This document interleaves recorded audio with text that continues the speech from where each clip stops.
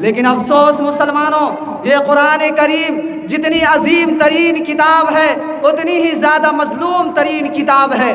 یہ عظیم ترین کتاب بھی ہے اور مظلوم ترین کتاب بھی ہے، کیونکہ اس لیے کہ مسلمانوں نے قرآن کے اوپر ظلم کیا ہے، مسلمانوں نے قرآن کو نہیں پڑھا، اگر قرآن کو پڑھا ہے تو اس کو صحیح طریقے سے نہیں سمجھا۔ قرآن تو سمجھ کر پڑھنے کی کتاب ہے، قرآن تو اپنے دل سے خلوص للہیت کے ساتھ پڑھنے کی کتاب ہے۔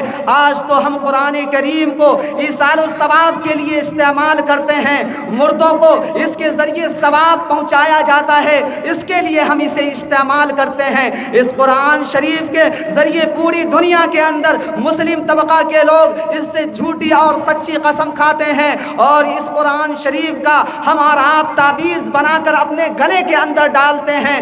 اس قرآن شریف کے اندر سے ہم اپنی مجلس کا آغاز کرتے ہیں اور مجلسوں کی رونقیں بڑھاتے ہیں، لیکن افسوس اور صدمہ اس وقت ہوتا ہے کہ مسلمانوں نے صرف اسے تعویذ کی کتاب بنایا ہے، مسلمانوں نے اسے صرف قسم کھانے کی کتاب بنایا ہے، مسلمانوں نے صرف اسے مردہ کو ایصال ثواب کی کتاب بنایا ہے۔ السلام علیکم ناظرین، ہمارے چینل اچھی بات کو ضرور سبسکرائب کر لیں اور بیل نوٹیفیکیشن کو بھی آن کر لیں تاکہ ہر ویڈیو آپ کو وقت پر ملتی رہے۔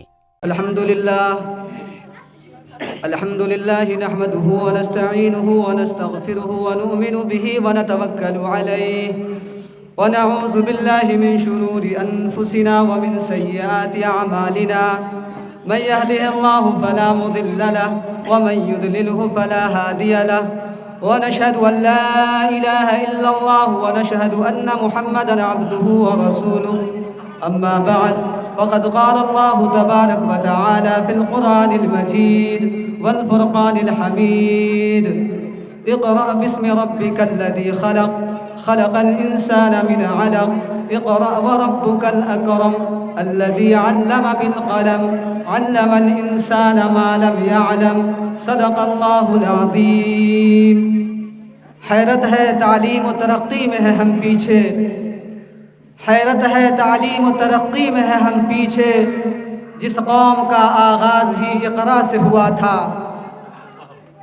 اپنے مرکز سے اگر دور نکل جاؤ گے، اپنے مرکز سے اگر دور نکل جاؤ گے، خاک ہو جاؤ گے، شعلوں میں جل جاؤ گے۔ اپنے مرکز سے اگر دور نکل جاؤ گے، خاک ہو جاؤ گے، افسانوں میں کھو جاؤ گے۔ اپنے پرچم کا نام کہیں بھلا مت دینا، اپنے پرچم کا نام کہیں بھلا مت دینا، سرخ شعلوں سے جو کھیلو گے تو جل جاؤ گے، سرخ شعلوں سے جو کھیلو گے تو جل جاؤ گے۔ تیز قدموں سے چلو اور تصادم سے بچو، تیز قدموں سے چلو اور تصادم سے بچو، بھیڑ میں اگر سست چلو گے تو کچل جاؤ گے، بھیڑ میں اگر سست چلو گے تو کچل جاؤ گے۔ ہم سفر ڈھونڈو اور نہ کسی کا سہارا چاہو، ہم سفر ڈھونڈو اور کسی کا نہ سہارا چاہو، ٹھوکریں کھاؤ گے، ٹھوکریں کھاؤ گے تو خود ہی سنبھل جاؤ گے۔ یہی ہے آرزو تعلیم قرآن عام ہو جائے، یہی ہے آرزو تعلیم قرآن عام ہو جائے، ہر ایک پرچم سے اونچا پرچم اسلام ہو جائے۔ معزز سامعین کرام اور ڈائس پر افروز، جلوہ افروز معزز علماء کرام اور اس مجلس میں بیٹھے میرے غیور مسلم نوجوانوں، آج کا دن نہایت مبارک دن ہے اور خوشی کا دن ہے، اور خوشی کا دن اس اعتبار سے ہے کہ آج کے دن جامعہ اصلاحیہ کے ایک طالب علم نے اپنے سینے کے اندر ایک مبارک کلام، ایک مبارک کتاب قرآن کریم کو محفوظ کیا ہے، یاد کیا ہے، حفظ مکمل کیا ہے۔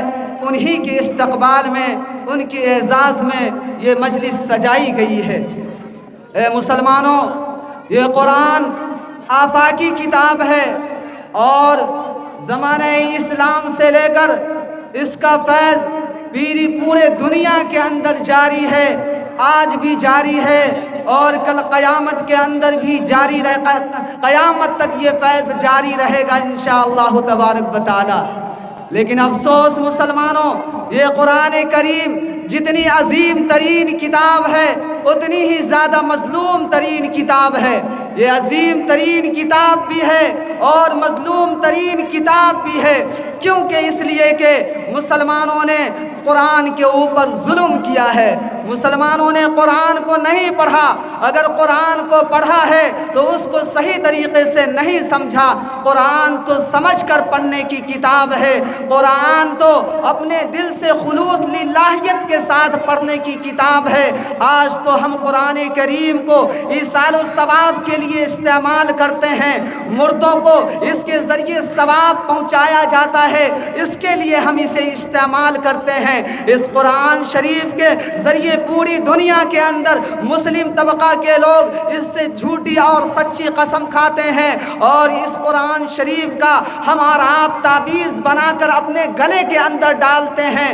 اس قرآن شریف کے اندر سے ہم اپنی مجلس کا آغاز کرتے ہیں اور مجلسوں کی رونقیں بڑھاتے ہیں، لیکن افسوس اور صدمہ اس وقت ہوتا ہے کہ مسلمانوں نے صرف اسے تعویذ کی کتاب بنایا ہے، مسلمانوں نے اسے صرف قسم کھانے کی کتاب بنایا ہے، مسلمانوں نے صرف اسے مردہ کو ایصال ثواب کی کتاب بنایا ہے، مسلمانوں نے اسے صرف پروگرام کے آغاز کی کتاب بنایا ہے، مسلمانوں نے اسے صرف اپنے مجلس کی رونقیں بڑھانے کی کتاب بنایا ہے۔ مسلمانوں نے اس قرآن کو سمجھا نہیں، مسلمانوں نے اس کتاب کو سمجھا نہیں۔ یہ کتاب بہت مبارک کتاب ہے، اس کتاب کے اندر پوری زندگی کی حالات موجود ہیں، نظام حیات موجود ہے اس کتاب کے اندر۔ یہ کتاب ایک قانون ہے، یہ کتاب ایک ضابطہ ہے، یہ قانون ایک دستور کی کتاب ہے، پوری زندگی کا نظام اس قرآن کے اندر موجود ہے۔ اگر آج ہم اس قرآن کو سمجھ کر پڑھے ہوتے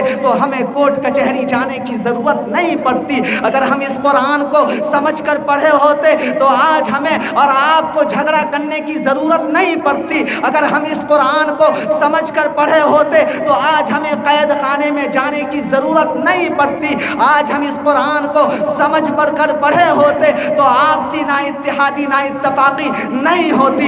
یہ قرآن تو پیغام دیتا ہے آپسی اتحاد و اتفاق کا، یہ قرآن پیغام دیتا ہے آپسی اخوت و بھائی چارگی کا، یہ پیغام دیتا ہے کہ اے مسلمانوں ایک ہو جاؤ، یہ پیغام دیتا ہے وَاعْتَصِمُوا بِحَبْلِ اللَّهِ جَمِيعًا کہ اے مسلمانوں اللہ کی رسی کو مضبوطی سے پکڑو۔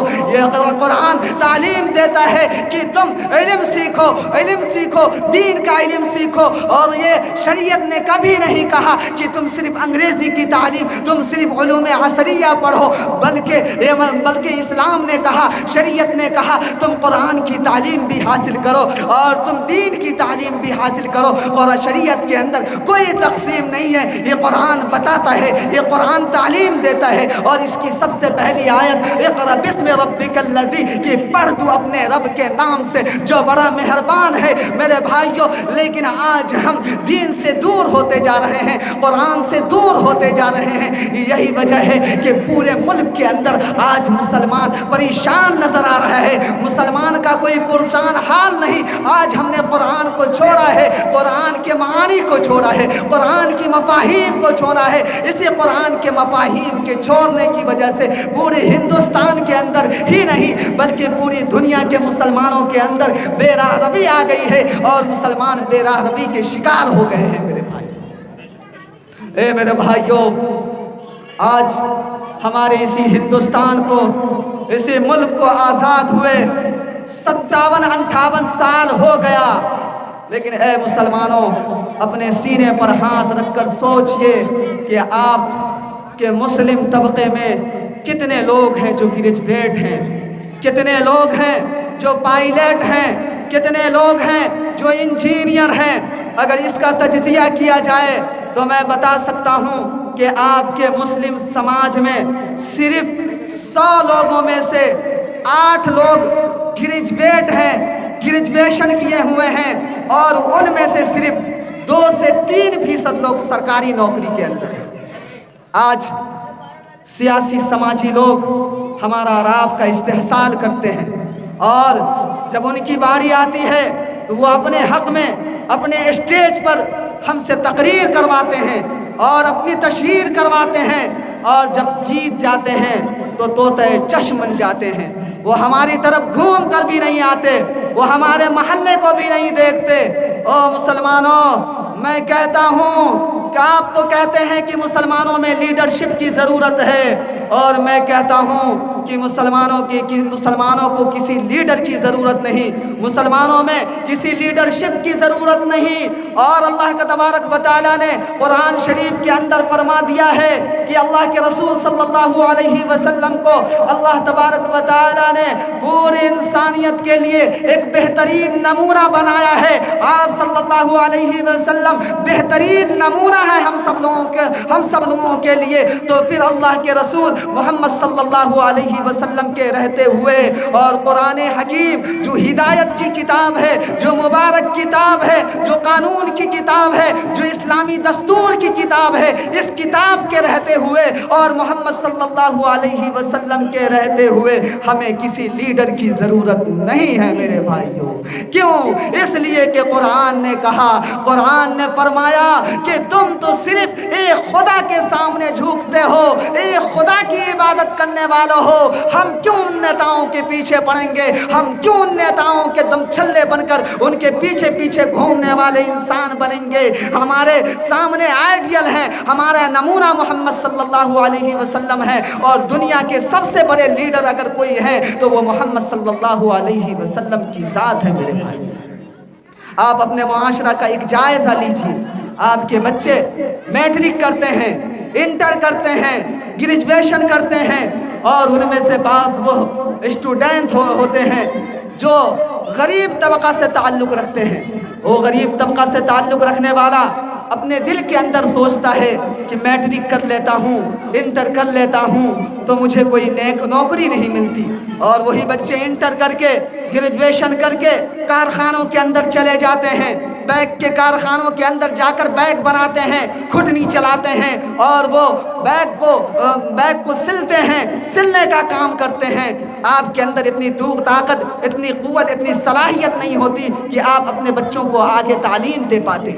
اور وہی نیتا آپ کا استحصال کرتا ہے میرے بھائیوں. ہمارے بچے کہاں چلے جاتے ہیں؟ آج ہمارے سماج کا یہ سب سے بڑا المیہ ہے کہ میٹرک اور انٹر کر کے ہمارے بچے کہیں دوسری جگہ کام کرنے کے لیے چلے جاتے ہیں, وہ اپنی تعلیم کو ختم کر دیتے ہیں. آج آپ اپنے معاشرہ کے ان چھوٹے چھوٹے معصوم بچوں کا آپ جائزہ لیں گے جو کارخانوں کے اندر کام کر رہے ہیں, جن کے ہاتھ میں کتابیں ہونی چاہیے تھی, جن کے ہاتھ میں سلیٹ ہوتی, جن کے ہاتھ میں پینسل ہوتے, جن کے ہاتھ میں قرآن ہوتا, جن کے ہاتھ میں خدا کی کتاب ہوتی, ان کے ہاتھ میں وہ ٹکواری نظر آتے ہیں, ان کے ہاتھ میں وہ سوئیاں نظر آتی ہیں, کپڑا ٹانکنے کے وہ کام کرتے ہیں کارخانے کے اندر. میں نے ایسے بچوں کو ان کارخانوں کے اندر دیکھا ہے کہ جن کی آنکھیں ان کے ذہین و فطین ہونے کی چغلیاں کھاتی ہوئی نظر آتی ہیں.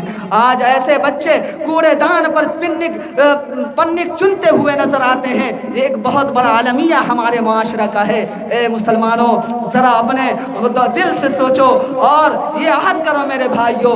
او مسلمانوں, ہم کوئی پلاسٹک کی بوتل نہیں ہے. اے مسلمانوں, ہم کسی پیپسی اور اسپرائٹ کی بوتل نہیں ہے. ہم کسی پانی پینے کی بوتل نہیں ہے کہ جہاں پیا اور کوڑے دان میں ڈال دیا گیا, ڈسٹ بین کے اندر ڈال دیا گیا. آپ اپنے مقام کو پہچانیے, آپ اپنے مرتبے کو پہچانیے. آپ کا تعلق تو محمد صلی اللہ علیہ وسلم سے ملتا ہے, آپ کا تعلق تو قرآن شریف سے ملتا ہے. آپ کا مقام بہت اونچا ہے, آپ کا مقام بہت بلند ہے. آپ اپنے مقام کو پہچانیے, آپ اپنے مرتبے کو پہچانیے.